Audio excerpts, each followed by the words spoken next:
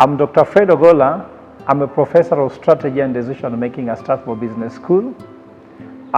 In this week's segment, we are going to focus on economic policy. But before that, we highlight what has been in the news this week. For example, money flies to safety as depositors are taking their money to large banks which are licensed because they believe it's safe. The other thing is Ruto pledges that he's going to tax wealthy people on tycoons to fix the budget. Of course, this is like the so-called Democrat philosophy in the US, where they believe if you tax the upper class, the money can flow and support the middle class as to give the middle class tax breaks and the rest. It's the opposite of what Republicans do, because they believe if you give tax breaks to the upper class, they invest in the economy and the economy grows. So I think for the first time, we are glad that the 2022 election was focusing on the economy, and that also enhances the economic debate as we go to, as we start running this new government. The other thing is that CBK raises their benchmark lending rate by around 75 points basis, which means that the interest rate goes to 8.2%. This is the highest in 7 years. Of course, as we are talking about access to credit, and now we are seeing that the lending benchmark rate is increased, are we going to see more affordability of credit? So I wonder, what was this all about, the Fuliza conference? It was about making credit affordable, but we shall wait and see how the economy responds. Last but not least, I focus on the president's inaugural, or if like the maiden parliamentary address, which was in exactly 33 minutes. I think the president has broken some record there by not making it very long, where he really speeches until you drink water and after water. And of course, we focus on the matter, that is just the story, that agricultural sector insists that the subsidy will be continuous, moving fertilizer from 6,000 to 3,500. Enterprise, he says, is going to put the 50 billion hustler fund for the MSMEs and SMEs. Now, the issue is that this hustler fund, people thought it was going to be a handout. The president clarified there's going to be a cheap credit, affordable credit. So let's brace ourselves for credit scores, credit worthiness to access this money. The NSSF is here that if you save 1 shilling, the president will give you 2 shillings. That will increase the culture of savings in Kenya. Of course, now, if these guys are in CRBs, who is going to save money? The questions are so many in the president's speech, but nevertheless, it is a highlight of telling us of his economic direction, so we should not criticize too much. Second last, we talk about the national government, CDF, which was ruled actually to be illegal by Supreme Court.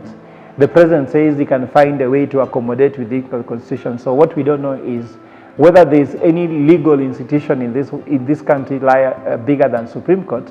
So will the president do what the Supreme Court has ruled to be illegal? Will that be obeying the constitution? So of course we wait and see how he's going to find his way there. Of course, the president finds his way on how to deal with Supreme Court. Last but not least, the president says he's going to cut the budget. Actually, this is the biggest one. Kuria Tan read the budget, which was 3.31 trillion. Now he's going to be cut to 3.01 trillion. It was not his budget, so I'm sure he's looking and saying, maybe this person just did this budget, not wondering. But there's something very important about that budget. When Ukuru Atani read the budget of 3.31 trillion budget, the problem was that there was a deficit in this budget of 826 billion. Unfortunately, I don't know who advised him, with the lowering, the Kenya shilling doing very poorly against the dollar, this deficit could actually be 1.2 trillion. So the question is, how can a minister for finance or treasury read a budget without provisioning for this currency fluctuation of that level? Because that one is 3 times what is allowed to borrow by parliament.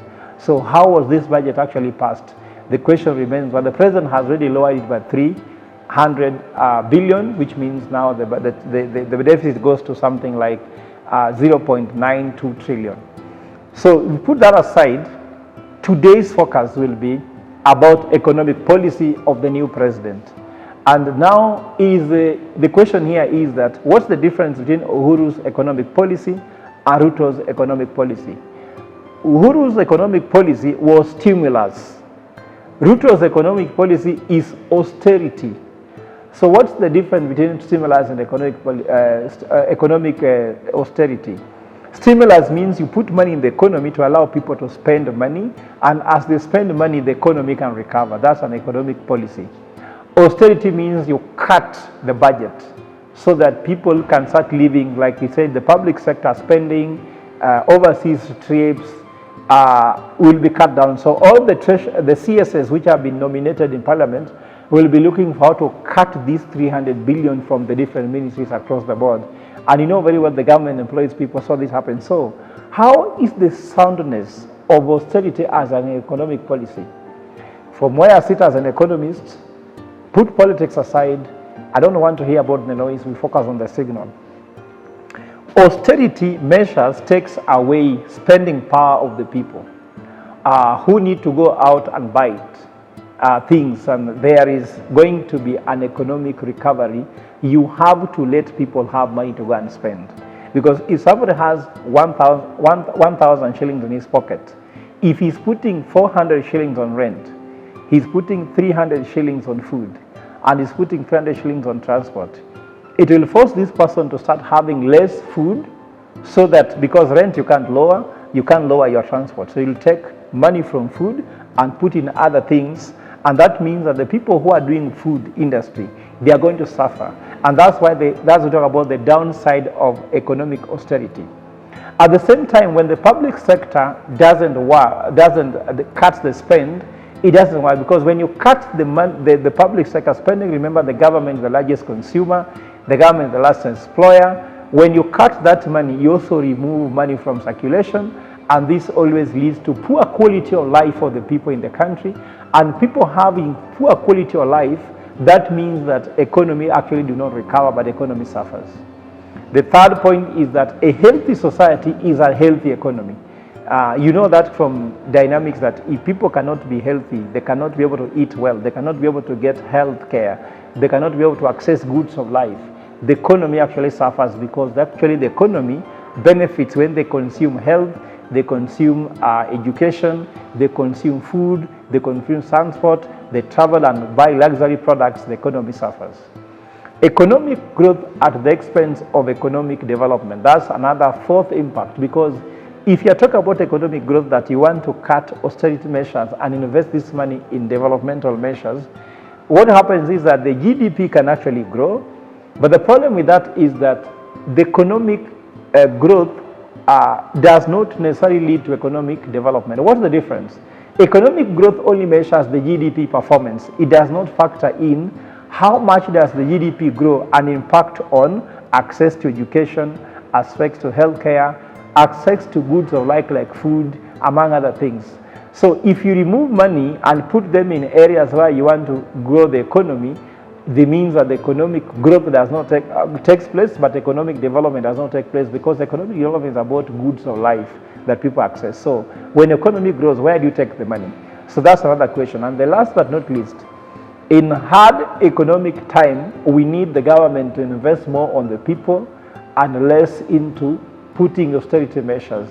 And that becomes very critical, because we remember during the global financial crisis, Italy consumed more luxury products, they went to the beaches, they took more ice cream, and that consumption pattern was able to bring Italy back, because then there were business people who targeted that consumption, they tapped that area, made money, they're able to pay back their loans and make the business recover. The hard times calls for generosity. Hard times does not call for meanness. But nevertheless, let's watch and see how the president goes with his economic policy, departure from his predecessor, who was a stimulus guy, he's now austerity guy. Thank you.